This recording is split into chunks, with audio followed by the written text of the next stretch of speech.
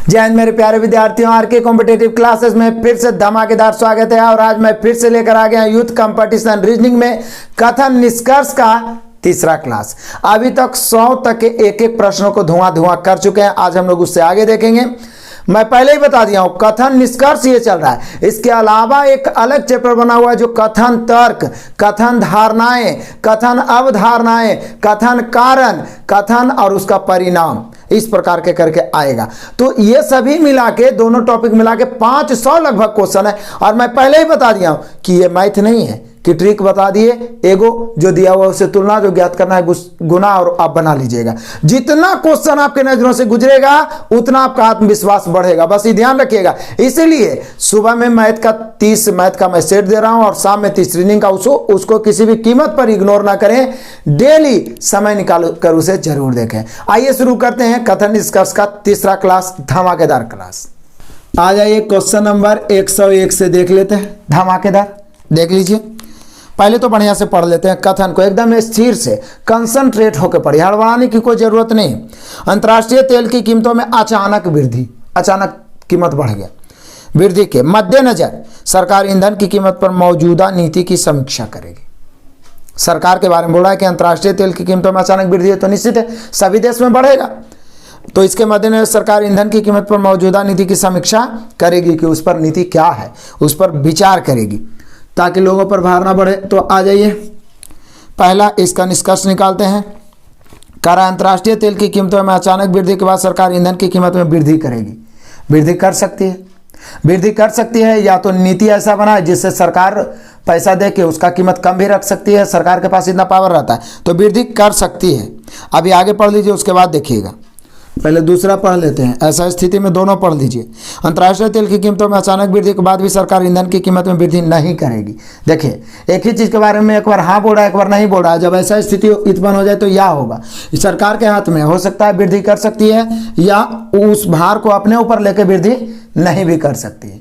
Clear है? तो यहाँ पे हम लोग का हो जाएगा या तो निष्कर्ष 1 या 2 पालन करता है, यानी ऑप्शन नंबर डी।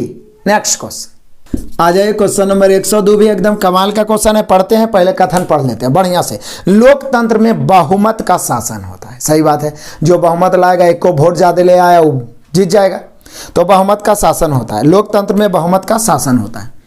अब आइए पहला निष्कर्ष, लोकतंत्र में उम्मीदवार बहुमत से चुने जाते हैं। सही बात है, बहुमत से चुने जाते हैं, इसीलिए तो बहुमत का शासन हो गया। सही बात है। दूसरा ही, लोकतंत्र में कानूनों में संशोधन सांसद में बहुमत द्वारा किया जाता है। चुनाव के मतलब बहुमत का चर्चा ही किया है, तो कोई भी काम बहुमत, तो बहुमत दोनों सही, यानी निष्कर्ष 1 और 2 दोनों अनुसरण करते हैं, और ऐसा है ऑप्शन नंबर ए।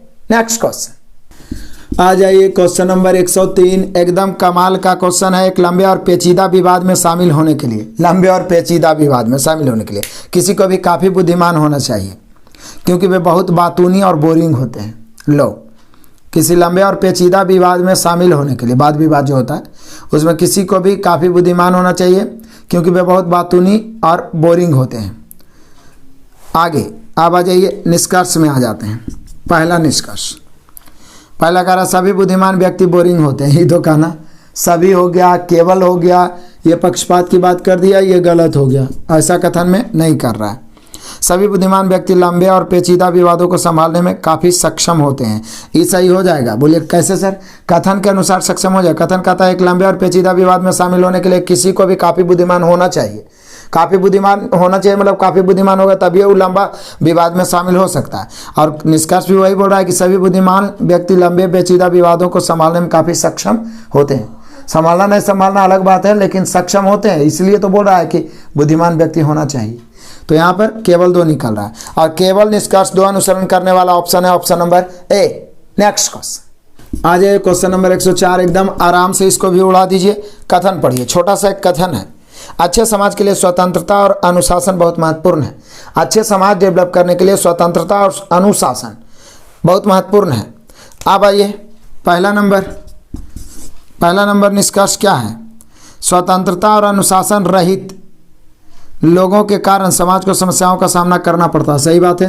स्वतंत्रता और अनुशासन रहित मतलब समझते हैं क्या हो रहा है? मतलब जहाँ स्वतंत्रता और अनुशासन नहीं हो वहाँ पे लोगों के कारण समाज को समस्याओं का सामना करना पड़ता है, क्योंकि ऊपर लिख दिया है कि स्वतंत्रता और अनुशासन बहुत महत्वपूर्ण है अच्छे समाज के लिए। तो पहला सही हो गया। दूसरा ऐसे करके लिखा है, समाज में किसी को स्वतंत्रता और अनुशासन नहीं है। ये तो गलत बात है, क्योंकि स्वतंत्रता और अनुशासन रहेगा तबे तो मतलब सक्सेस सफल समाज बन सकता है। सीधे बोल रहा है समाज में किसी को स्वतंत्रता अनुशासन नहीं है, तो गलत हो गया। केवल निष्कर्ष एक अनुसरण करता है, option number A. Next question आ जाइए, क्वेश्चन नंबर 105 बड़ा ही मजेदार है। अपने दैनिक मजदूरी श्रमिकों से मालिक कहते हैं। मालिक क्या कहते हैं समझिए, मतलब दैनिक मजदूरी श्रमिक जो है, जो डेली काम करता है, उसका मालिक क्या कहता है? देर से काम करने वालों को दिन के लिए अपना काम पूरा करने के लिए अतिरिक्त समय नहीं दिया जाएगा। मतलब जो देर से काम करने वाले को दिन के लिए अपना काम पूरा करने के लिए अतिरिक्त समय नहीं दिया जाएगा। मतलब देर से लोग आए तो बोलेंगे कि नहीं समय दीजिए, हम और पूरा काम करके जाएंगे, तो बोल रहा है अतिरिक्त समय हम नहीं देंगे। तो आ जाइए, पहला निष्कर्ष इसमें क्या कहा है, दोनों तरफ लिखा है। पहला निष्कर्ष कहा है कि दैनिक मजदूरी श्रमिकों को दिन के अंत तक आवंटित कार्य पूरा करने की उम्मीद है। तो यही बात तो है, कह रहा दैनिक मजदूरी श्रमिकों के दिन के अंत तक आवंटित कार्य को पूरा करने की उम्मीद है। इसीलिए तो बोल रहा है कि हम और समय अलग से नहीं देंगे, दिन भर में पूरा काम को निपटा दीजिए। तो उम्मीद है तब तो बोला गया है, तो पहला तो सही हो गया। दूसरा, देर से काम पर आने वाले हैं जिनको मालिक संबोधित कर रहे हैं। सही बात है। क्या बोल रहा है? देर से काम पर आने वाले हैं जिनको मालिक संबोधित कर रहे हैं, ऐसा तो नहीं बोला है। वो सबको सीधे बोल रहा है कि अपने दैनिक मजदूरी श्रमिकों से, मतलब पूरे श्रमिक से वो बोल रहा है कि जो देर से आएंगे उनको हम अलग से समय नहीं देंगे, जब दिन में पूरा काम समाप्त हो जाएगा।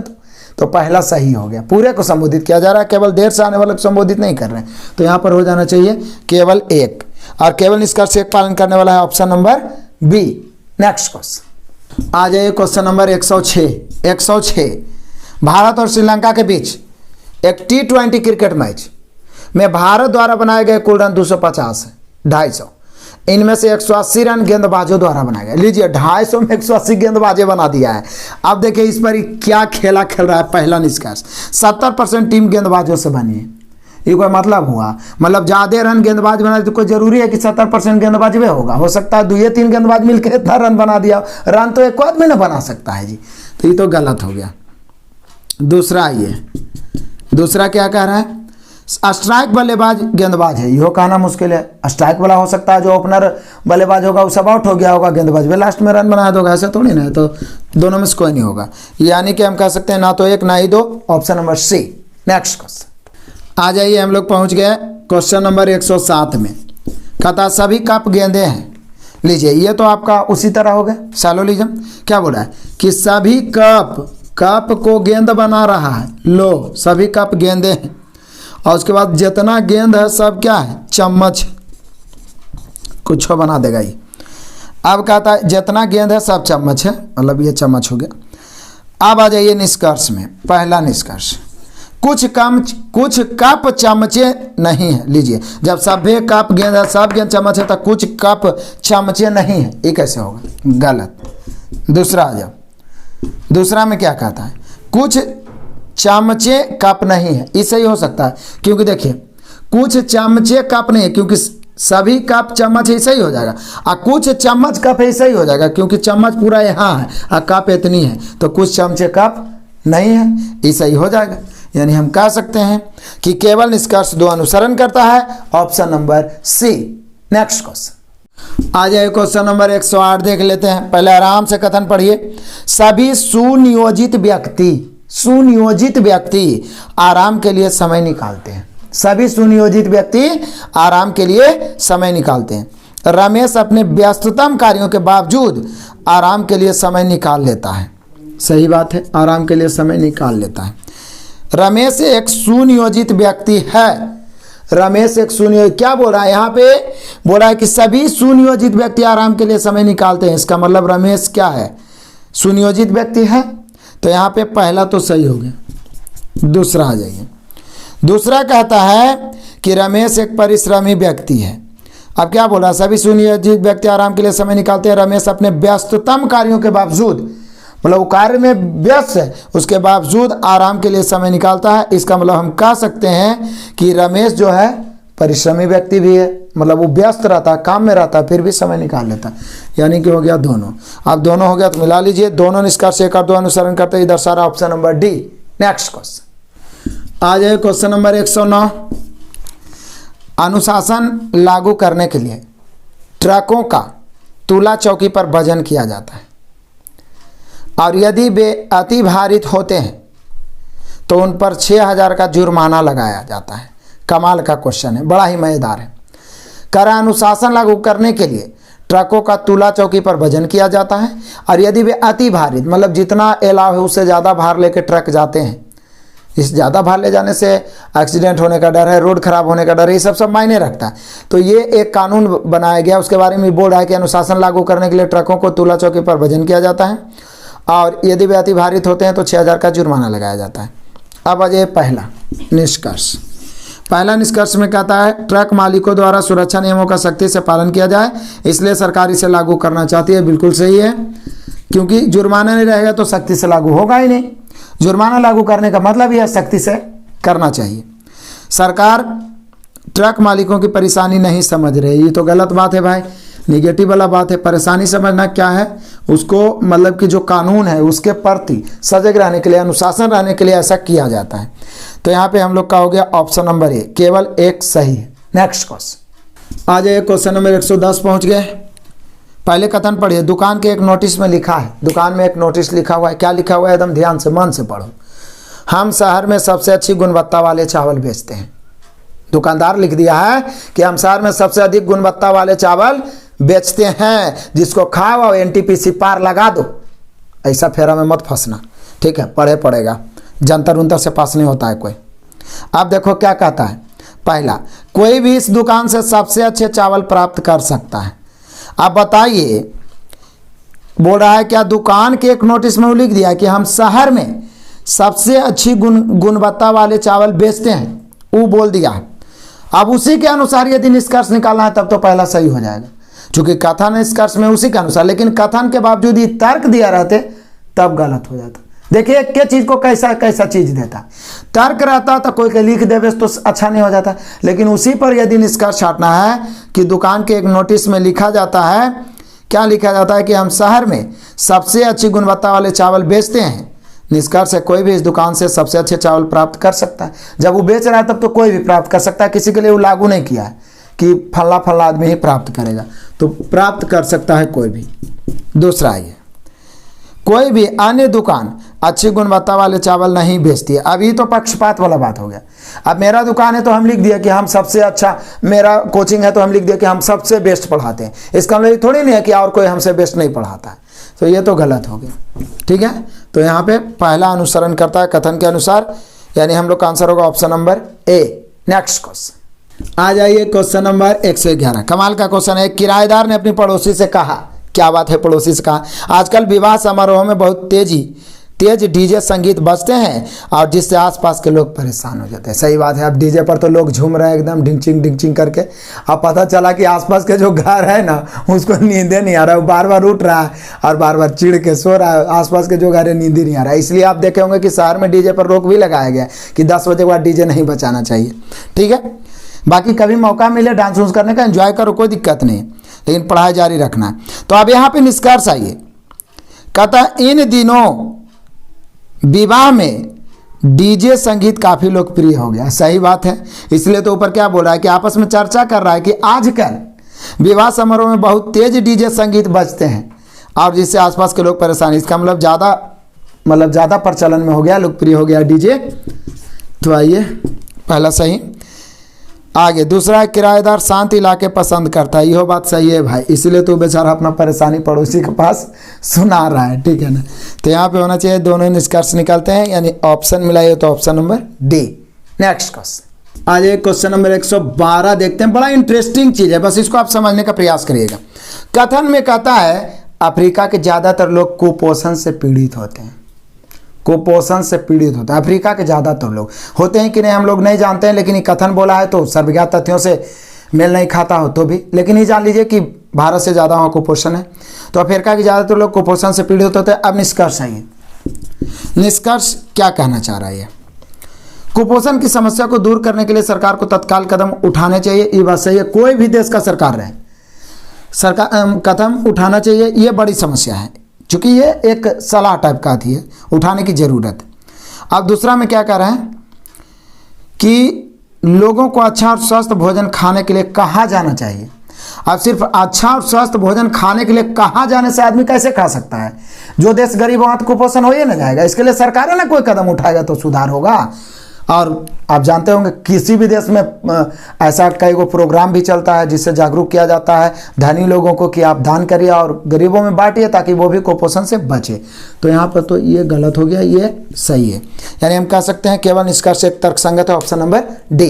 नेक्स्ट क्वेश्चन, आज एक क्वेश्चन नंबर 113 पहुँच गए। पहले कथन है ए आर रहमान संगीतकार हैं और लिखा भी है। ए आर रहमान बहुत अच्छे संगीत निर्देशक हैं, वे बहुत ही सृजनशील हैं, उनके बारे में बोला गया है। अब काहे बोला गया, क्या स्तर पर बोला गया, इसके पीछे आप निष्कर्ष निकालिए। पहला निष्कर्ष है सभी संगीत निर्देशक बहुत अच्छे होते हैं। अब ए आर रहमान के पार्टिकुलरली व्यक्तिगत रूप से बोल रहा है तो सभी कैसे कह सकते हैं, पहला गलत। दूसरा, ए आर रहमान सृजनशील रचनाओं का निर्माण करते हैं, ये आप कह सकते हैं क्योंकि इन्हीं के बारे में बोला है तो इनके बारे में निष्कर्ष आप निकाल सकते हैं। तो यहाँ पे हम लोग का आंसर हो गया केवल 2, और केवल 2 दर्शाने वाला है option number D. Next question, आ जाइए क्वेश्चन नंबर 114 पहुँच गए हैं। कथन, इंडियन प्रोफेशनल फुटबॉल क्लब के सीईओ ने कहा, इंडियन प्रोफेशनल फुटबॉल क्लब पूरा नाम हो गया, के सीईओ ने कहा मिगुएल एंजल पुर्तगाल को उनके सहायक गोंजालो मतलब जो गोल करता है यार्जा द्वारा, उनके सहायक मैनुअल एंजल पुर्तगाल का है, उनके सहायक है गोंजालो यार्जा, नाम तो इसने सुन रहता है, द्वारा आने वाले सीजन में ऑस्ट्रेलियंस की महिमा के लिए तैयार करने की तैयारी में शामिल किया जाएगा। अब देखिए कभी कभी कथन भी इतना कि लेंदी बना देता है कि उसको 2-3 बार पढ़िए, फिर से पढ़िए। इंडियन प्रोफेशनल फुटबॉल क्लब के सीईओ ने कहा कि मिगुएल एंजल पुर्तगाल को उनके सहायक गोंजालो यार्जा द्वारा आने वाले सीजन में ऑस्ट्रेलियंस की महिमा के लिए तैयार करने की तैयारी में शामिल किया जाएगा। अब पहला ये सीईओ का मानना है कि नया कोच टीम के प्रदर्शन में वृद्धि करेगा, इसलिए तो वो नया कोच के बारे में सोच रहा है कि जो अगला जो आ रहा है उसकी तैयारी करने के लिए इस सबको शामिल किया जाएगा। जो नामों उल्टा पुल्टा दिया है मिगुएल एंजल और गोंजालो यार्जा, इसको तो सही में होगा तभी तो ऐसा बोला है कि सहायक होगा, फायदेमंद होगा नया कोच को लाने से, हो सकता है पुराना कोच से उब गया होगा। आइए, सीईओ चाहता है कि आने वाले सीजन के लिए फुटबॉल टीम सर्वश्रेष्ठ प्रदर्शन करे, इसीलिए तो वो अदर कंट्री से कोच को मंगा रहा है, क्योंकि जब तक उम्मीद नहीं रहेगा तो कैसे, तो पॉजिटिव निष्कर्ष दोनों निकल रहा है, तो दोनों निष्कर्ष, तो option number A. Next question, आ जाए क्वेश्चन नंबर 115। कुछ कंपन होने पर, कथन पहले पढ़िए, कुछ कंपन होने पर ध्वनि उत्पन्न होती है। ऐसे भी ध्वनि एक प्रकार का क्या है, तरंग है, और तरंग एक विक्षोभ होता है, एक कंपन होता है, ठीक है। तो बोला कुछ कंपन होने पर ध्वनि उत्पन्न होती है, स्पंदन कर रही वस्तु के द्वारा इसके आसपास की वस्तुओं अथवा माध्यम में भी कंपन होता है। वाह क्या कमाल का बात है, कह रहा है कुछ कंपन होने पर ध्वनि उत्पन्न होती है, स्पंदन कर रहे वस्तु के द्वारा इसके आसपास की वस्तुओं अथवा माध्यम में भी कंपन होती है। अब आज इस पर निष्कर्ष निकालिए। निष्कर्ष क्या है, निष्कर्ष में कहता है माध्यम से उसका मतलब केवल वायु है। अब माध्यम तो कई प्रकार का होता है जी, माध्यम सिर्फ वायु थोड़ी ना है, गैस भी एक माध्यम है, कि तरल भी एक माध्यम है, ठोस भी एक माध्यम है ना। तो यहाँ बोल रहा है कि माध्यम के मतलब केवल वायु है, ये तो गलत हो गया।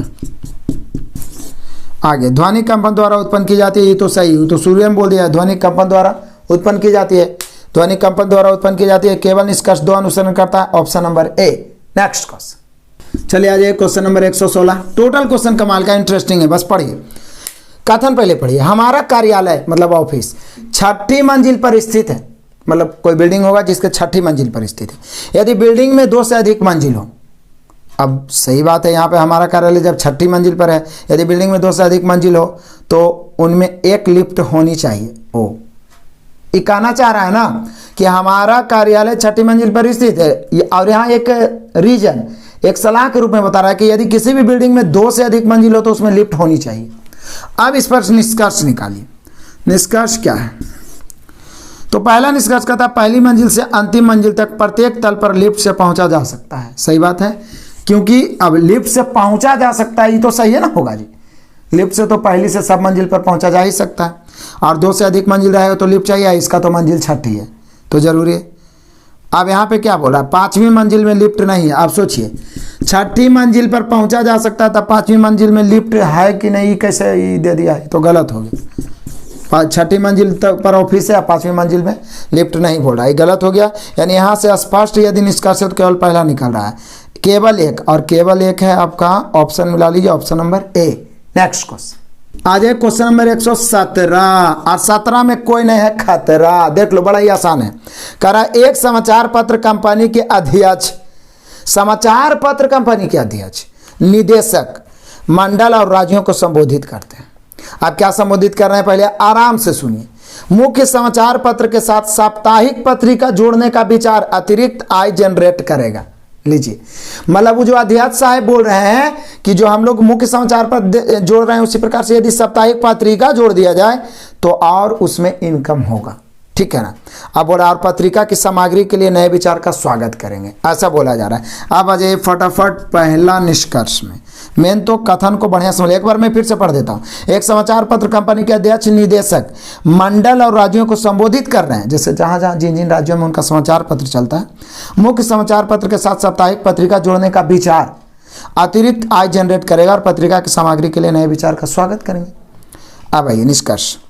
पहला निष्कर्ष में क्या कहता है, अध्यक्ष साप्ताहिक पत्रिका शुरू करने के विचार का प्रस्ताव करता है। सही बात है, तो साफ पता चल रहा है कि जब संबोधित करके वो बोल रहा है तो विचार अपना प्रकट कर रहा है।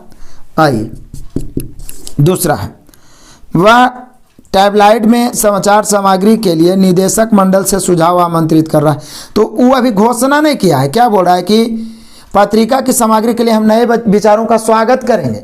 मतलब यदि नया विचार हमें कोई देता है, सुझाव देता है, तो उसका हम स्वागत करेंगे। तो इससे आपको क्या पता चलेगा, इसका मतलब इस सही में कहना चाह रहा है कि सुझाव आमंत्रित कर रहा है, वो मांग रहा है सुझाव, विचार मांग रहा है कि उसका हम स्वागत करेंगे। यानी सही है, यानी दोनों के दोनों सही। ऑप्शन मिला लीजिए, दोनों निष्कर्ष अनुसरण करते हैं, option number B. Next question आ जाए क्वेश्चन नंबर 18 देखते हैं। पहले कथन को बढ़िया से पढ़िए। एक स्थानीय स्कूल साक्षात्कार, साक्षात्कार मतलब इंटरव्यू होता है, जानते हैं। कहता है एक स्थानीय स्कूल साक्षात्कार के बुलावे के लिए स्थानीय समाचार पत्र में एक विज्ञापन प्रकाशित करता है। प्रशिक्षित शिक्षक मतलब ट्रेंड शिक्षक जिनके पास कम से कम 3 साल का अनुभव हो आवेदन कर सकते हैं। देखिए कंडीशन लगा दिया है कि साक्षात्कार तो हम लेंगे, लेकिन कंडीशन है कि 3 साल का अनुभव वाले प्रशिक्षित शिक्षक चाहिए। अब आ जाइए पहला निष्कर्ष है, क्या बोल रहा है पहला निष्कर्ष, केवल प्रशिक्षित शिक्षक कक्षा को बेहतर तरीके से नियंत्रित कर सकते हैं।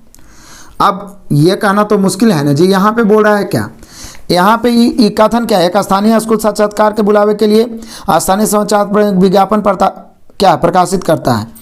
प्रशिक्षित शिक्षक जिनके पास कम से कम 3 साल का अनुभव वो आवेदन कर सकते हैं। लेकिन बोल रहा है केवल प्रशिक्षित शिक्षक कक्षा को बेहतर तरीके से, वो एक कंडीशन एक डिग्री लगा दिया, लेकिन वो कक्षा को अच्छा से नियंत्रित करेगा कि नहीं करेगा ये कहना मुश्किल है। ये कैसे कर सकते हैं आप। अब दूसरा आ जाइए, जिन अध्यापकों के पास शिक्षण अनुभव 1 वर्ष से भी कम है वे उम्मीदवार आवेदन करने के लिए योग्य नहीं है। ये तो सही हो जाएगा, क्योंकि बोला अनुभव चाहिए 3 वर्ष, 3 वर्ष वही कर सकते हैं आवेदन। यहाँ 1 साल से भी कम है अनुभव, तो कैसे वो कर सकते हैं, यानी केवल 2 सही, यानी option number D. Next question आ जाए क्वेश्चन नंबर 119। मानसून के दौरान बंगलोर की अधिकांश सड़कों में गड्ढे हो जाते हैं। लो, मानसून मतलब वर्षा के दौरान अधिकांश सड़कों में गड्ढे हो जाते हैं। डुप्लीकेट सड़क बना हुआ होगा तो क्या होगा, देख लो देख लो क्या बात है। पहला कह रहा है क्या, प्राधिकरण को मानसून के दौरान सड़क की स्थिति खराब होने का कारण पता करना चाहिए। मतलब हर बार मानसून में गड्ढे हो जाता है, तब तो सही बात नहीं बोल रहा है भाई कि काहे, आखिर काहे ऐसा होता है, करना चाहिए। आगे दूसरा है, दूसरा प्राधिकरण को सभी गड्ढे भरने चाहिए और मुख्य सड़कों को व्यवस्थित रखने के लिए समाधान ढूंढना चाहिए। ये भी सही है, क्योंकि यहाँ पर कॉम्प्लिकेटेड और साथ ही साथ मतलब ज़्यादा सीरियस मामला है, तो ये होना चाहिए वाला, चूँकि सरकार का काम है तो होना चाहिए, मतलब सही हो जाएगा वैसा वाला निष्कर्ष। तो यहाँ पे दोनों सही हो जाएगा, तो दोनों सही दर्शाने वाला है option number C. Next question आ जाए क्वेश्चन नंबर 20। कमाल का क्वेश्चन, एक छोटा सा कथन है, पढ़ते हैं। सभी मोबाइल ब्रांडों में से सैमसंग की बिक्री सबसे अधिक है। अब इसी पर आपको निष्कर्ष छाड़ना है। सभी मोबाइल ब्रांडों में से सैमसंग की बिक्री सबसे अधिक। पहला, अन्य मोबाइल ब्रांडों का मार्केट शेयर प्रचलित है। सही बात है। जैसे जब कंपेयर हो रहा है तो और भी मोबाइल ब्रांड मार्केट में है, तभी ना आप कह सकते हैं कि सभी ब्रांडों में सैमसंग अच्छा है, यानी और भी अन्य भी प्रचलित है। चलिए दूसरा कह रहा है क्या, कोई अन्य मोबाइल ब्रांड लोकप्रिय नहीं है। अभी तो पक्षपात वाला बात हो गया जी, मतलब ये बोल रहा है कि बिक्री सबसे अधिक है, तो हो सकता है, ऐसा भी तो हो सकता है कि वो थोड़ा अच्छा चीज़ देता होगा और कम पैसा में, ठीक है ना, हो सकता है उससे भी लोकप्रिय और होगा लेकिन वो महंगा होगा, ऐसा भी तो हो सकता है। तो यहाँ पे क्या बोल रहा है कि कोई अन्य मोबाइल ब्रांड लोकप्रिय है ये नहीं, खाली सैमसंग लोकप्रिय है, ये तो कहना मुश्किल है। तो यहाँ पर हो जाएगा दूसरा गलत, यानी केवल निष्कर्ष 1 का तार्किक रूप से अनुसरण है। ऑप्शन मिला लीजिए, option number D. Next question, आज क्वेश्चन नंबर 21 बड़ा ही मजेदार है। कथन, जीवनदीप समाज के सभी सदस्यों का अपना खुद व्यवसाय। जीवनदीप एक समाज के रूप में, जीवनदीप समाज के सभी सदस्यों का अपना खुद का व्यवसाय है। जीवनदीप समाज उसका नाम है, जीवनदीप समाज है, एक संस्था है कि सभी सदस्यों का अपना खुद का व्यवसाय है, रोजगार है। अब इसके पीछे निष्कर्ष क्या है जो देखिए, ओंकार समाज के एक सदस्य का पुत्र भविष्य में अपने पिता का व्यवसाय संभालेगा। बोलिए सर ये तो ऊपर चर्चा भी नहीं किया है, तो अलग समाज की बात कर दिया है। दूसरा ये शीला जो समाज के एक सदस्य है का अपना खुद का व्यवसाय, सही बात है। शीला जो समाज का मतलब वही समाज का जिसके बारे में कथन में बात किया है का खुद का एक व्यवसाय है, क्योंकि यहाँ शुरू में बोल दिया है कि जीवनदीप समाज के सभी सदस्यों का खुद का व्यवसाय है, यानी यहाँ पे होना चाहिए केवल निष्कर्ष 2, option number B. Next question, आज क्वेश्चन नंबर 122 पहुँच गए। कथन, जब तक प्रत्येक राष्ट्र लैंगिक समानता मतलब जो भेदभाव है लड़का लड़की में, पुरुष स्त्री में, उसके बारे में बोल रहा है। जब तक प्रत्येक राष्ट्र लैंगिक समानता प्राप्त नहीं कर लेते स्वतंत्रता और लोकतंत्र अर्थहीन है। स्वतंत्रता और लोकतंत्र अर्थहीन है, ये कहना है कथन का। अब निष्कर्ष है स्वतंत्रता और लोकतंत्र एक दूसरे के पूरक है। क्या बोल रहा है कि स्वतंत्रता और लोकतंत्र, क्या बोल रहा है, जब तक प्रत्येक राष्ट्र लैंगिक समानता प्राप्त नहीं कर लेता है स्वतंत्रता और लोकतंत्र अर्थहीन है। अब स्वतंत्रता और लोकतंत्र अलग बात है, लेकिन ये बोल रहा है स्वतंत्रता और लोकतंत्र एक दूसरे का पूरक है। तो अब यहाँ पर ये दोनों में थोड़ी संबंध दिया है, तो हम अपने मन से पूरक कैसे ले सकते हैं, पूरक कैसे ले सकते हैं।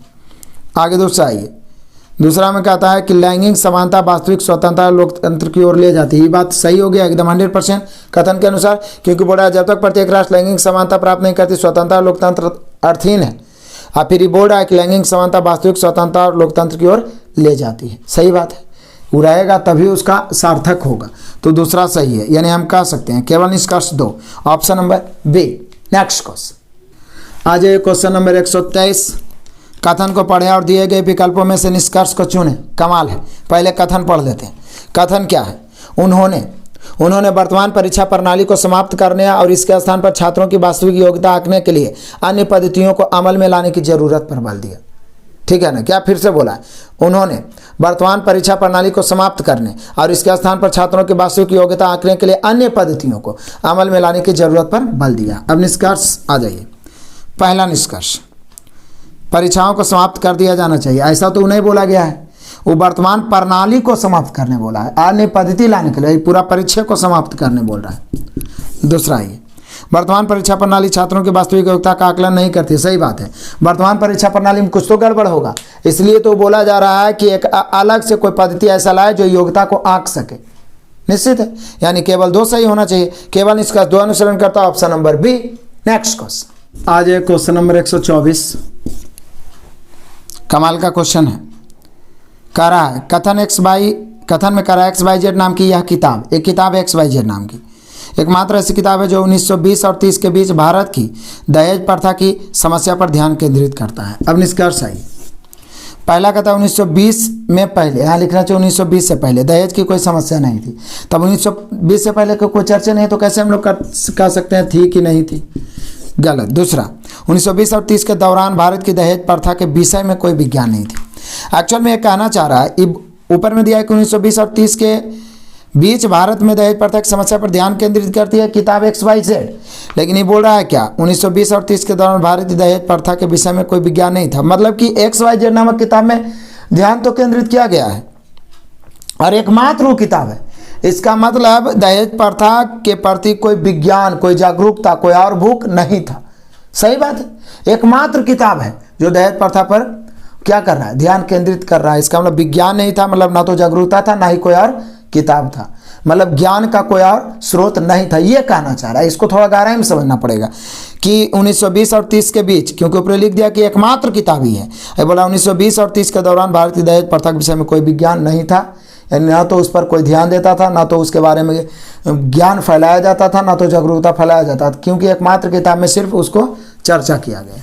तो यहाँ पर दूसरा सही, यानी हम कह सकते हैं। तो ये सब क्वेश्चन हो जाता है जो ज़्यादा गहराई में सोचने वाला हो जाता है, नहीं तो आप आराम से दोनों गलत कर दीजिएगा। तो यहाँ पर केवल निष्कर्ष जो अनुसरण करता है option number B. Next question आ जाइए, क्वेश्चन नंबर 125 पढ़िए। कथन, उड़िया का प्रयोग करने के लिए जो नेता इतना हो हल्ला मचाते हैं, प्राय अपने बच्चे को पढ़ने के लिए अंग्रेजी माध्यम के स्कूलों में भेजते हैं। कमाल का क्वेश्चन दिया, मतलब देखते होंगे कोई भी स्टेट के, जैसे उड़िया का समर्थन वाले नेता होंगे, नेतागिरी कर रहे होंगे उड़िया का समर्थन, लेकिन अपने बच्चे को उड़िया नहीं पढ़ा के अंग्रेजी माध्यम के स्कूल में भेजते हैं। ये कथन का कहना है। अब आइए पहला निष्कर्ष, भारत में उड़िया माध्यम के अच्छे स्कूलों का अभाव है। अभी कैसे कह सकते हैं कथन से गलत, वो तो नेतागिरी हो रहा है, राजनीति हो रहा है। अब बोला इस संसार में उपदेश देने और उस पर अमल करने में काफ़ी अंतर है, सही हो जाएगा। क्योंकि क्या बोला है कि जो नेता उड़िया के लिए हल्ला कर रहे हैं वह अपने बच्चे को पढ़ा रहे हैं अंग्रेजी स्कूल में, यानी उपदेश तो दूसरा को दे रहे हैं लेकिन अपने उसको पालन नहीं कर रहे हैं। तो वही बात ही लिख दिया, संसार में उपदेश देने और उस पर अमल करने में काफ़ी अंतर होता है, यानी केवल निष्कर्ष दो अनुसरण करते हैं, option number B. Next question आ जाए, क्वेश्चन नंबर 126 पहुँच गया। गुणवत्ता के लिए कीमत लगती है, सभी देश गरीबों के लिए शिक्षा के उत्थान हेतु बहुत सारा धन आवंटित कर रहे हैं। क्या बोल रहा है, गुणवत्ता के लिए कीमत लगती है, सभी देश गरीबों के लिए शिक्षा के उत्थान हेतु बहुत सारा धन आवंटित मतलब बांट रही है। अब आ जाइए पहला निष्कर्ष, देश में शिक्षा की गुणवत्ता शीघ्र ही सुधर जाएगी, सही कह सकते हैं। क्योंकि क्या बोला है, गुणवत्ता के लिए कीमत लगती है और सभी देश गरीबों के लिए शिक्षा के उत्थान हेतु बहुत सारा धन आवंटित कर रही है। जब सूर्य बोल दिया है कि गुणवत्ता के लिए कीमत रखती है और सब धन आवंटित कर ही रहा, यानी निश्चित है कि शिक्षा में सुधार हो जाएगा, क्योंकि जब धन की जरूरतें हैं सुधार में गुणवत्ता के लिए और धन आवंटित हो ही रहा है। अब भाई केवल निवेश ही शिक्षा की गुणवत्ता को बढ़ा सकता है, अभी तो कहना मुश्किल है। ये बोल रहा है गुणवत्ता के लिए कीमत लगती है और आवंटन भी किया जा रहा है, लेकिन लास्ट में बोल रहा केवल लग गया, सर्वश्रेष्ठ लग गया, इससे पक्षपात हो जाता है, इसलिए वो पहली गलती मार दी, ज़्यादा सोचने की जरूरत ही नहीं है। यानी यहाँ पर हो गया हम लोग का निष्कर्ष एक, केवल निष्कर्ष एक अनुसरण करता है, option number A. Next question आ जाए, क्वेश्चन नंबर 127 पहुँच गया। कथन, यद्यपि हमारे पास केयर ऑनिक्रा जैसी रेटिंग एजेंसी है, फिर भी निवेशकों की सुरक्षा के लिए आईटी कंपनियों हेतु अलग रेटिंग एजेंसी की मांग है। बड़ा ही मजेदार बात बोला। यद्यपि हमारे पास केयर ऑनिक्रा ऑनिक्रा जैसी रेटिंग एजेंसी है, फिर भी निवेशकों की सुरक्षा के लिए आईटी कंपनियों हेतु अलग रेटिंग एजेंसी की मांग है। अब देखिए निष्कर्ष, क्या निष्कर्ष,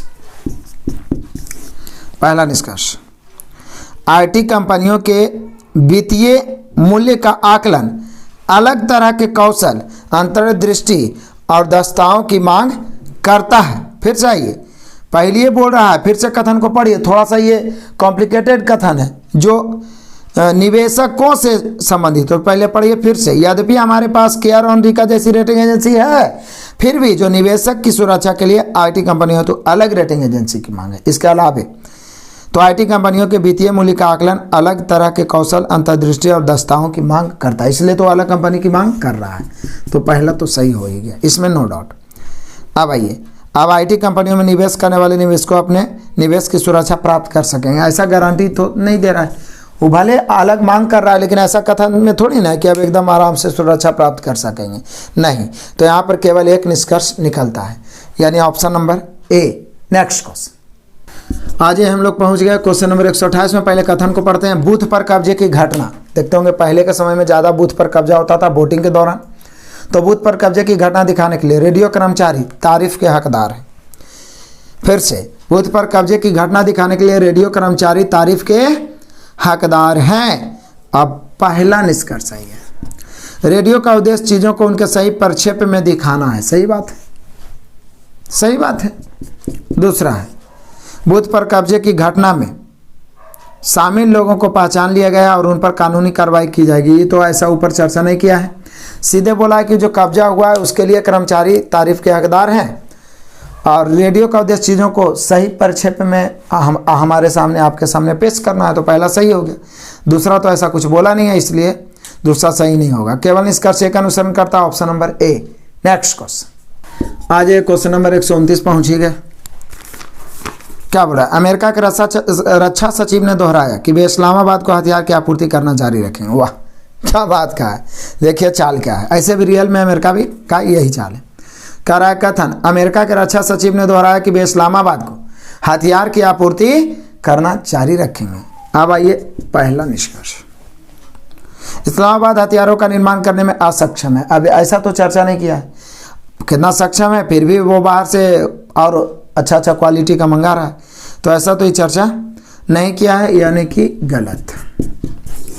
आगे, इस क्षेत्र में शांति सुनिश्चित होगी। अब बताइए, हथियार आवे से शांति होगी कि अशांति होगी, ये कहना मुश्किल है। नहीं, हथियार आवे तो और अशांति ये होता है। ये बोल रहा है शांति सुनिश्चित होगी, यानी दोनों गलत। यानी हम कह सकते हैं ना ही निष्कर्ष 1 ना ही 2 अनुसरण करता, option number D. Next question, आज ये क्वेश्चन नंबर 130 एकदम कमाल का है, बड़ा ही मजेदार। कथन में कहता है किसी लड़ाई से बचने का सबसे अच्छा तरीका है इसे हल करना। सही बात है, होना भी चाहिए। किसी लड़ाई से बचने का सबसे अच्छा तरीका है इसे हल करना। अब इसके पीछे निष्कर्ष क्या है जो समझिए। निष्कर्ष दोनों तरफ दिया गया है। पहला निष्कर्ष कहता है कि यदि आप लड़ाई का सामना नहीं करते हैं तो आपकी ज़िंदगी सुस्त हो जाएगी। लो, ये तो और बड़ा बात बोल दिया। कह रहा है कि यदि आप लड़ाई का सामना नहीं करते हैं तो ज़िंदगी सुस्त हो जाएगी। मतलब जीवन में सुस्ती नहीं लाने के लिए दिन भर लड़ाई करते रहो, ये बढ़िया बात है, गलत बात है। दूसरा है ये, दूसरा में क्या बोल रहा है कि लड़ाई से बचने के लिए आपको अपने साथ कुछ समाधान हमेशा चाहिए। सही बात है, क्योंकि ऊपर में ये बोल रहा है कि इस लड़ाई से बचने का सबसे अच्छा तरीका इसका हल है। हल मतलब समाधान है, तो वही तो बोल रहा है कि लड़ाई से बचने के लिए आपको हमेशा कुछ समाधान होना चाहिए। यानी हम लोग का आंसर हो जाएगा ऑप्शन नंबर बी, केवल निष्कर्ष 2। नेक्स्ट क्वेश्चन, आ जाए क्वेश्चन नंबर 131 पहुंच गए। बोल रहा है क्या कि पहले कथन पढ़िए, कुछ चीज़ें धन नहीं खरीद सकता, जैसे शिष्टाचार, नैतिकता की बुद्धि। मतलब कुछ चीज़ें ऐसा जो धन से खरीदा नहीं जा सकता, जैसे शिष्टाचार, नैतिकता की बुद्धि। अब आइए, धन सब चीज़ें खरीद सकता है, ये कैसे कर सकते हैं? जब कथन में बोल दिया कुछ चीज़ें ऐसी है जो धन से नहीं खरीद सकते, आई धन सब कुछ खरीद रहा है, तो गलत हो गया। धन कुछ चीज़ें खरीद सकता है, सही है, क्योंकि ऊपर में लिखा कुछ चीज़ें धन से नहीं खरीद सकता, मतलब कुछ चीज़ है जो धन से खरीदा जा सकता है, यानी केवल 2। केवल 2, option number B. Next question, आ जाइए क्वेश्चन नंबर 132। पहला कहता कुछ पक्षियों को कीड़े, कुछ को मधुमक्खियाँ, कुछ को पराग पसंद है। लीजिए ऐसे कर देते हैं, जैसे कि मान लीजिए ये पक्षी हो गया, एक्चुअल में ये सालोजिज्म से भी संबंधित है। कुछ पक्षियों को कीड़े, मतलब पक्षी के कुछ भाग के क्या है कीड़े, और कुछ पक्षियों को क्या है, कुछ को मधुमक्खियाँ, कुछ को पराग पसंद। सभी मधुमक्खियों को शहद और पराग पसंद है। लीजिए क्या बोल रहा है, समझिए क्या बोल रहा है। बोल रहा है कुछ पक्षियों को कीड़े, कुछ को मधुमक्खियाँ और कुछ को पराग पसंद है। और दूसरा में बोल रहा है क्या कि सभी मधुमक्खियों को शहद और पराग पसंद है। सभी मधुमक्खियों को शहद और पराग पसंद है। लीजिए कुछ को, पहले तो हम लोग मधुमक्खियाँ ऐसे करते हैं, कुछ पक्षी को कीड़े पसंद है, कुछ को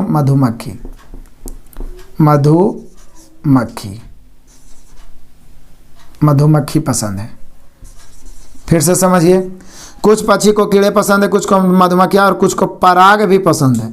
लेकिन आगे वाला पहले पढ़ लिए तो सभी मधुमक्खियों को शहद और पराग दोनों पसंद है। मतलब जितना भी मधुमक्खी है इस शहद और पराग पसंद करती है। जितना भी मधुमक्खी है सब शहद और पराग पसंद करने वाले हैं। कुछ पक्षियों को कीड़े पसंद है, कुछ को मधुमक्खियाँ और कुछ को, देखिए पराग और शहद भी पक्षी के अंतर्गत आइए गया, और सभी मधुमक्खी पराग और शहद दोनों के अंतर्गत आ रहा है, दोनों के अंतर्गत आ रहा है। सभी मधुमक्खी पराग और शहद दोनों के अंतर्गत आ रहा है। तो आगे देखिए क्या बोल रहा है, कुछ कीड़े लाल, कुछ काले और कुछ भूरे होते हैं। कुछ कीड़े जो हैं, कुछ कीड़ा का कुछ भाग लाल है, कुछ काले हैं और कुछ भूरे हैं। क्या है? लाल है, काले और भूरे हैं। अब आ जाइए पहला निष्कर्ष, क्या बोल रहा है कि कुछ मधुमक्खियों को पराग खाने वाले पक्षी पसंद है। अब पक्षी को मधुमक्खी पसंद है, मधुमक्खियों को पक्षी पसंद कर रहा है। ये तो गलत बात हो गया। दूसरा आ जाइए। दूसरा में क्या कह रहा है? दूसरा में कह रहा है कि कुछ पक्षी होते हैं जिन्हें भूरे कीड़े पसंद हैं।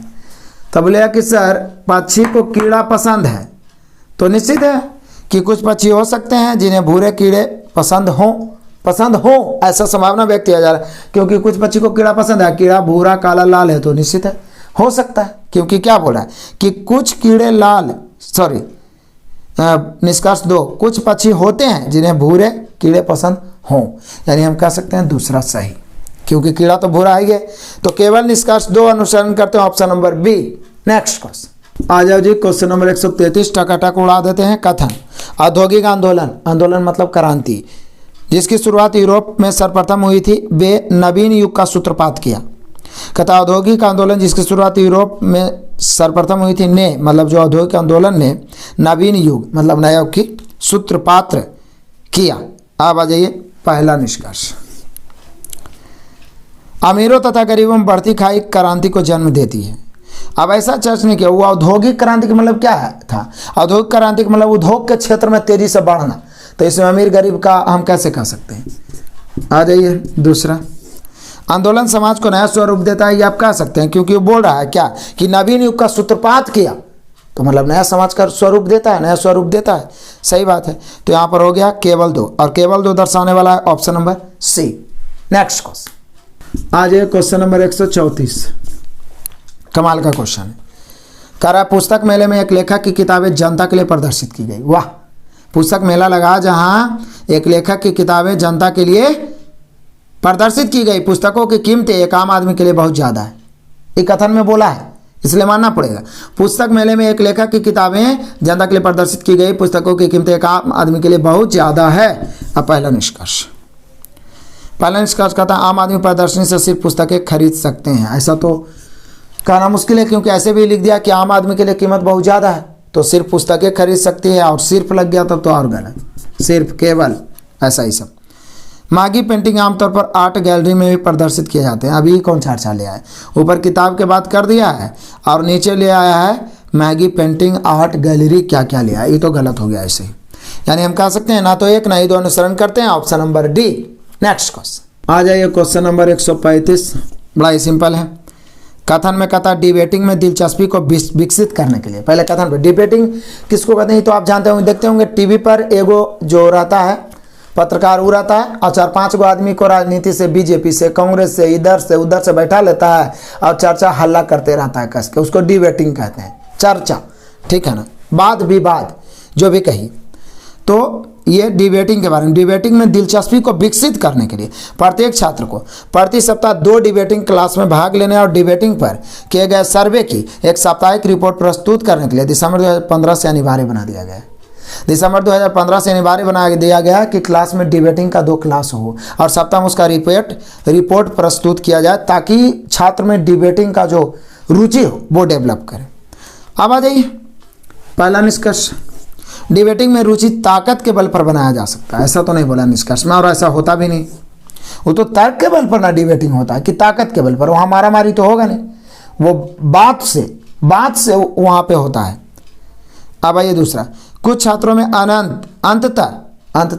अंततः डिबेटिंग में रुचि विकसित होगा। सही बात है।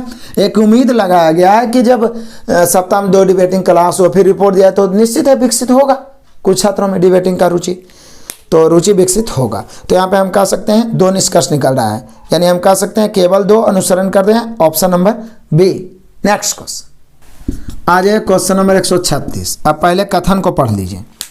कथन का था सुखविंदर ने अन्य तरीकों से वर्तमान प्रशिक्षण कार्यक्रमों को बदलने की आवश्यकता पर बल दिया जो उम्मीदवारों की वास्तविक योग्यता बाहर लाने में सक्षम है। एक बार फिर से पढ़िए।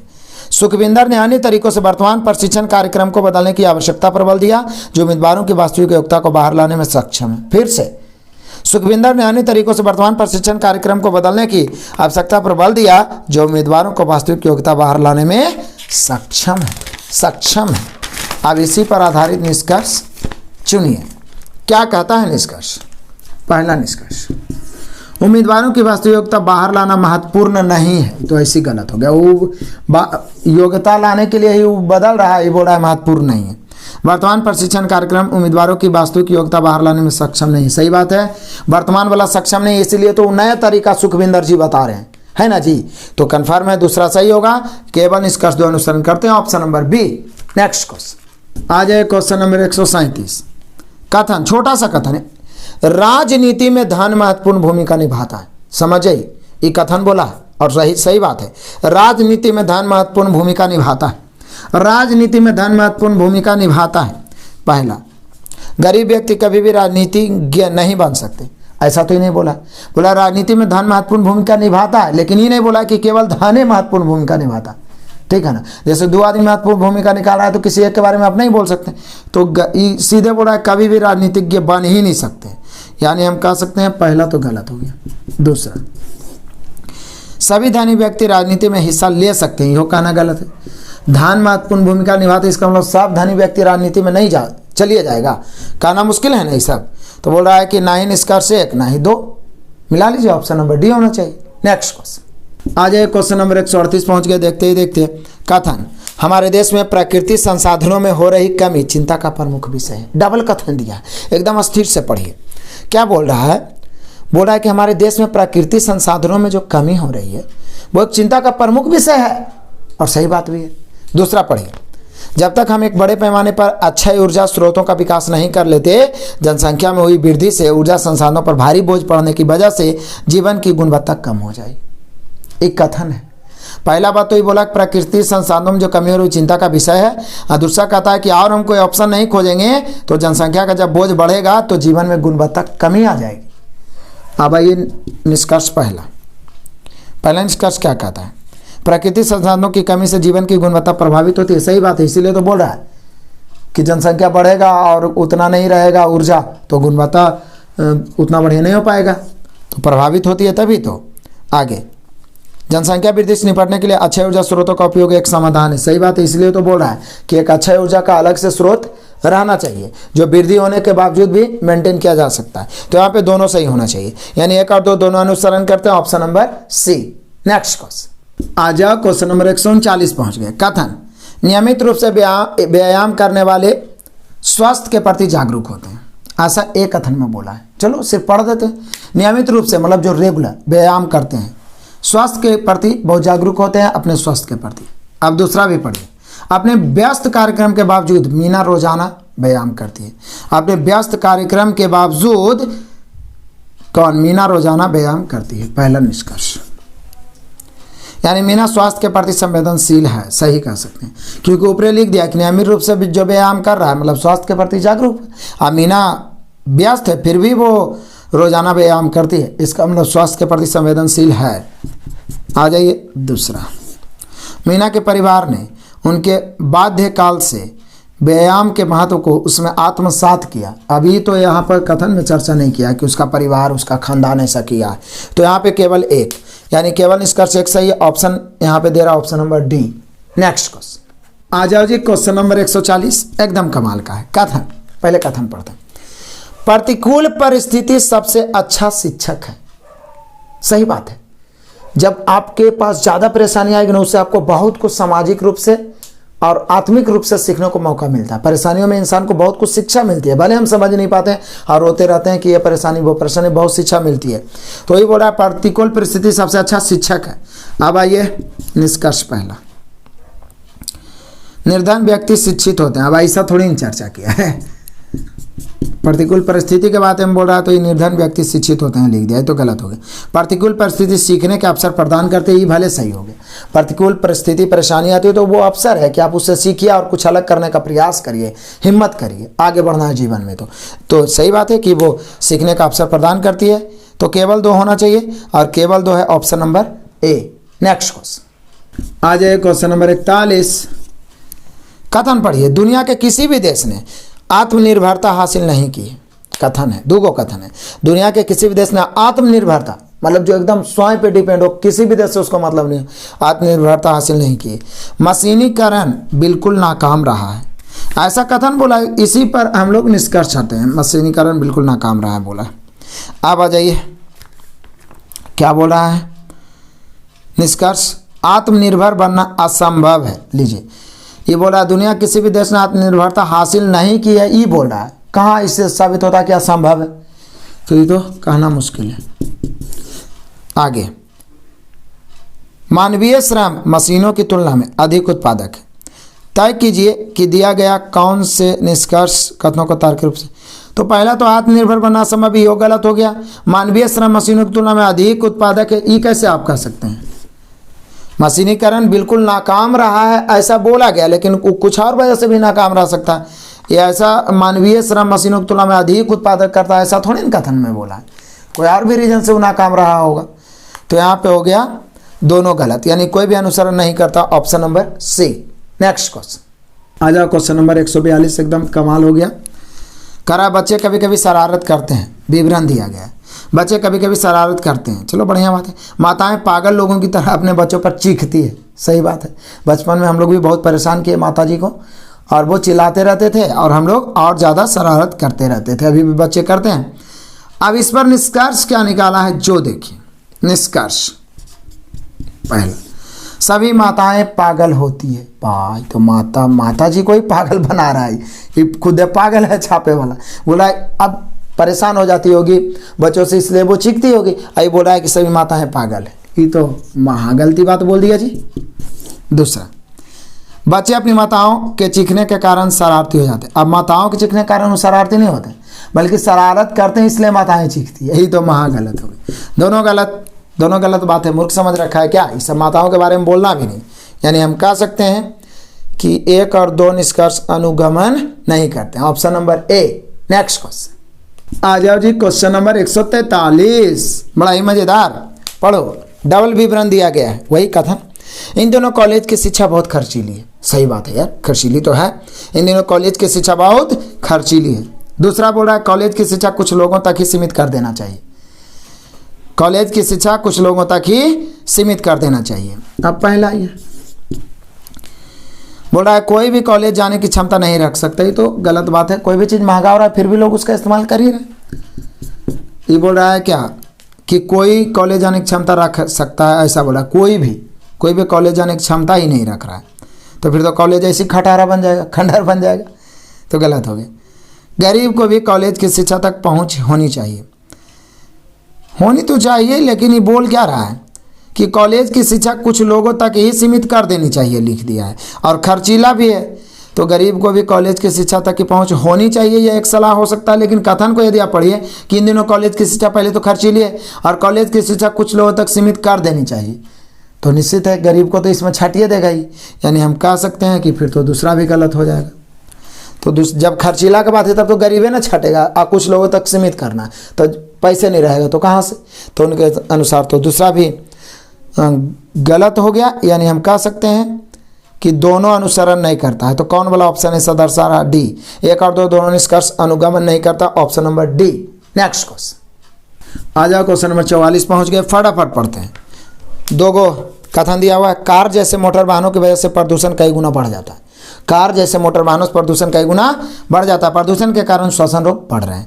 अब इसका निष्कर्ष निकालिए। यदि कार ना हो तो प्रदूषण नहीं होगा, ऐसा थोड़ी ना, गलत बात है। क्या बोल रहा है कि कार जैसे मतलब कार है उसके जैसे और मोटर वाहनों से प्रदूषण कई गुना बढ़ रहा है। सीधे बोल रहा है कार ना हो तो प्रदूषण होबे नहीं करेगा, ऐसा थोड़ी ना, गलत हो गया। दूसरा में कहता है डॉक्टर प्रदूषण के कारण बहुत कमाते हैं। अब यो कहना, ये तो डॉक्टर पर आप इल्ज़ाम लगा रहे हैं। प्रदूषण के कारण बहुत सारे लोग प्रदूषण में भी बच रहे हैं। भले ही लिखा है कि प्रदूषण के कारण श्वसन रोग बढ़ रहे हैं, अब प्रदूषण के कारण श्वसन रोग बढ़ रहे हैं, उसका बहुत सारा इलाज है। आप स्वस्थ रह सकते हैं, सुबह सुबह जॉगिंग करके, बहुत सारी चीज़ है। लेकिन बोल रहा है कि प्रदूषण के कारण डॉक्टर ढेर सारा पैसा कमा रहा है, ये तो गलत बात है भाई। डॉक्टर पर आप इल्ज़ाम लगा रहे हैं, तो दोनों गलत। यानी हम कह सकते हैं दोनों में कोई अनुसरण नहीं करता, option number B. Next question आ जाइए, क्वेश्चन नंबर 45, कथन पढ़िए। सैम राम से अधिक सोता है। लो सोबो, सैम राम से अधिक सोता है जो प्रतिदिन केवल 5 घंटों तक सोता है। मतलब राम है जो प्रतिदिन 5 घंटे सोता है। श्याम 8 घंटे तक सोता है जो सैम की तुलना में 2 घंटे कम सोता है। अब पहली बात तो ये है, सैम राम से अधिक सोता है जो, अब जो आया राम के लिए, तो राम सोता है 5 घंटे और सैम राम से अधिक सोता है, लेकिन कितना सोता है पता नहीं है। श्याम 8 घंटे सोता है, श्याम कई घंटे सोता है? 8 घंटे। बढ़िया बात है, सबसे अच्छा नींद यही ले रहा है। जो सैम की तुलना में 2 घंटे कम है, लीजिए सैम से ही 2 घंटे कम है। अब तो निश्चित है कि सैम से 2 घंटा ज़्यादा, यानी सैम तो 10 घंटे सोता होगा। अब पढ़ लिए, आप आ जाए निष्कर्ष। सैम 6 घंटे सोता है, तो गलत हो गया क्योंकि इसके अनुसार तो सैम 10 घंटे सो रहा है। राम को नींद की बुरी आदत है। बेचारा राम 5 घंटा सोता है, तो नींद की कैसे बुरी आदत है जी? यहाँ बोल रहा है क्या, राम को नींद की बुरी आदत है, जबकि वो बेचारा 5 घंटा सो रहा है। तो ये तो दोनों गलत हो गए, यानी हम कह सकते हैं ना तो एक ना ही 2 तर्क संगत है। Option number D. Next question आ जाओ, क्वेश्चन नंबर 146। धूम्रपान स्वास्थ्य के लिए हानिकारक है। धूम्रपान स्वास्थ्य के लिए हानिकारक है और कैंसर के कारणों में से एक। दूसरा, सरकार ने सार्वजनिक स्थलों पर धूम्रपान निषिद्ध किया। अब आ जाइए, पहला बोला धूम्रपान से कैंसर होता है, ये तो सही बात है, ऊपर से भी पता चल रहा है कि कैंसर के कारणों में से एक है, तो पहला तो सही हो गया। दूसरा, सिगरेट की बिक्री पर प्रतिबंध लगा दिया जाना चाहिए।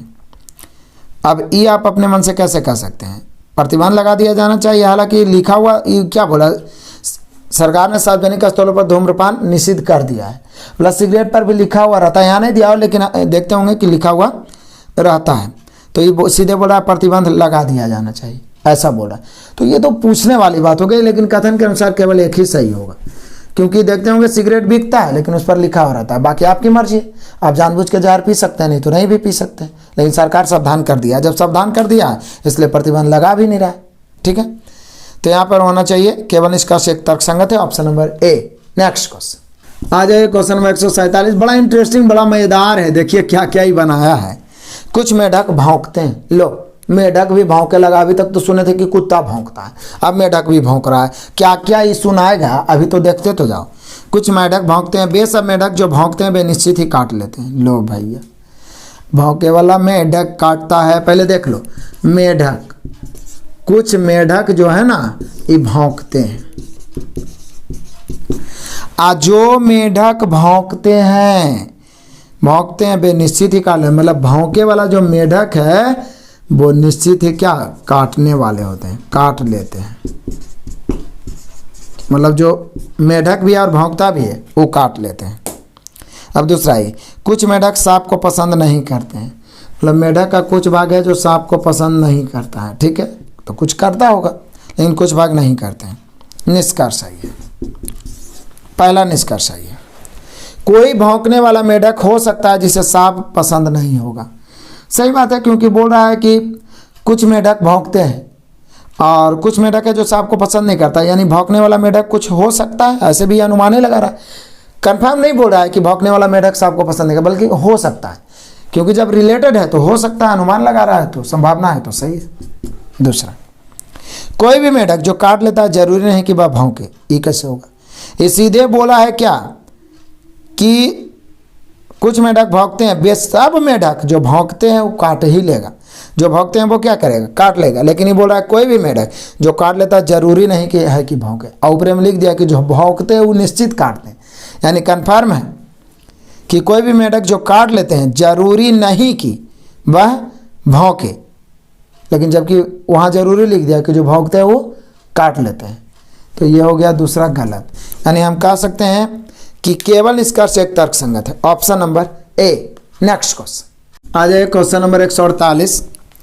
ऋतिक अपने व्यस्त कार्यक्रम के बावजूद विश्राम करने के लिए समय निकाल लेते हैं। मतलब उनका कार्यक्रम व्यस्त है फिर भी वो विश्राम करने के लिए समय निकालते हैं। अब ऋतिक एक व्यवस्थित व्यक्ति, ये कहना तो मुश्किल है। विश्राम करने के लिए समय निकाल लेना वो अलग बात है, मतलब लोग काम कर रहे हैं किसी भी टाइम समय निकाल कर विश्राम कर ले, इसका मतलब व्यवस्थित का मतलब एक रूटीन हो गया, तो ये हम नहीं कह सकते हैं ऐसे।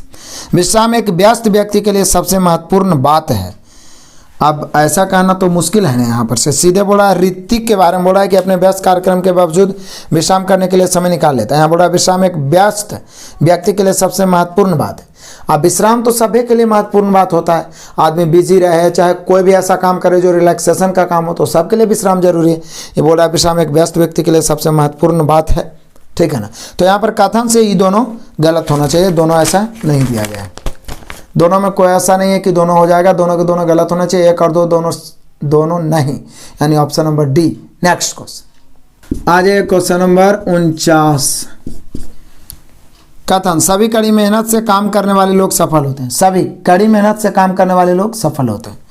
ये नहीं बोला कि केवल कड़ी मेहनत वाले सफल होते हैं, लेकिन जो कड़ी मेहनत करते हैं वो सफल होते हैं। अब निष्कर्ष है, क्या बोल रहा है? सभी सफल लोग कड़ी मेहनत से काम करते हैं। सही क्या बोल रहा है कि सभी कड़ी मेहनत से काम करने वाले लोग सफल रहे हैं। तो निश्चित रूप से हम लोग का बोल रहा है क्या कि सभी कड़ी मेहनत से काम करने वाले लोग सफल रहे, तो कथन हो गया। लेकिन सभी सफल लोग कड़ी मेहनत से काम करते हैं, ये कैसे हो सकता है? ये गलत है। क्या बोल रहा है कि सभी कड़ी मेहनत से काम करने वो सफल है। यदि बोलता केवल कड़ी मेहनत से काम करने वाले ही सफल हैं, तब भले पहला सही हो जाता कि सभी सफल लोग कड़ी मेहनत, क्योंकि केवल कड़ी मेहनत किया वही तो सफल हो रहा है। लेकिन हाँ, जो कड़ी मेहनत किया वो सफल हुआ, लेकिन केवल नहीं लगा, इसलिए पहला गलत हो गया। दूसरा है केवल कड़ी मेहनत जीवन में सफलता की गारंटी दे सकती है, यह गलत। ये बोल रहा है कि सभी कड़ी मेहनत से काम करने वाले लोग सफल रहे हैं, लेकिन यहाँ बोल रहा है क्या कि केवल कड़ी मेहनत जीवन में सफलता की गारंटी दे सकती है। कथन से ऐसा नहीं हो रहा, केवल लग गया। केवल यदि निष्कर्ष में लग गया तो पक्षपात की बात हो गया, वो गलत हो जाएगा।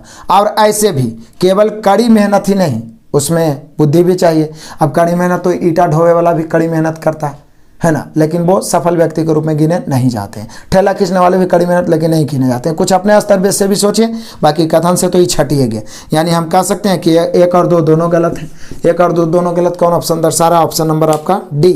नेक्स्ट क्वेश्चन आज है क्वेश्चन नंबर 150, और ये हो गया आज के धमाकेदार क्लास का लास्ट क्वेश्चन। मैं फिर से बोलूंगा कि मैं तेजी से इसे समाप्त कर पाऊँ, इसके लिए आपके मोटिवेशन की जरूरत है। इसलिए लाइक कमेंट करें और जम के शेयर करें, ताकि अधिक से अधिक बच्चे हमसे जुड़े और हम तेजी से एग्जाम के पहले पूरा बुक का धुआं उड़ा ही डालें। तो यहाँ पे पढ़ लेते हैं हम लोग पहले कि सचिन तेंदुलकर भारतीय क्रिकेट में महानतम बल्लेबाज है। भारतीय क्रिकेट में महानतम है। अब निष्कर्ष है, पहला निष्कर्ष, भारतीय क्रिकेट में सचिन तेंदुलकर के अलावा कोई अन्य बल्लेबाज उनसे अधिक महान नहीं होगा। लीजिए, नहीं होगा। अभी महान है, हो सकता है बाद में इनसे भी महान हो जाए। ये बोला कोई उनसे महान नहीं होगा, ये तो गलत हो गया। दूसरा, सचिन तेंदुलकर दुनिया के महानतम बल्लेबाज है, ये हो गलत, क्योंकि ये बोल रहा है कि भारतीय क्रिकेट में ही महानतम है, दुनिया के महानतम ऐसा नहीं दिया है कथन में। तो दोनों गलत, यानी एक और दो दोनों नहीं, एक और दो दोनों नहीं, ऑप्शन नंबर डी। क्लियर? तो आपने देखा। इसलिए मैं फिर से बोलूंगा कि कथन निष्कर्ष कोई मैथ का फॉर्मूला नहीं है कि कोई टीचर बोल दे कि एक ट्रिक से हम खत्म कर देंगे। ये प्रैक्टिस का चीज है, प्रैक्टिस नहीं होगा तो हमसे भी गलत हो जाएगा, ठीक है ना, क्योंकि ये बहुत कंफ्यूजन क्रिएट करता है। इसलिए सो प्लीज मैं एक बार आपको बताता हूँ, एक दो बार वीडियो को देखिए, दो तीन बार खुद से आप बनाइए, तर्क वितर्क करते रहिए, अपने आप कॉन्फिडेंस लेवल बढ़ेगा तो बढ़ेगा। बाकी जो भी चैप्टर बचा हुआ है सबको हम जल्दी खत्म करेंगे, बस भरोसा रखिए। लगातार तैयारी करते रहिए, सुबह और शाम जो मैथ रीजनिंग का सेट डाल रहा हूं उसको एकदम मोतामी कर लीजिए। एक भी दिन किसी भी हालत में छूटना नहीं चाहिए। एक दो महीना में अपने आप मैथ में बहुत इंप्रूवमेंट आ जाएगा, बस भरोसा रखिए। Best of luck, God bless you, जय हिंद।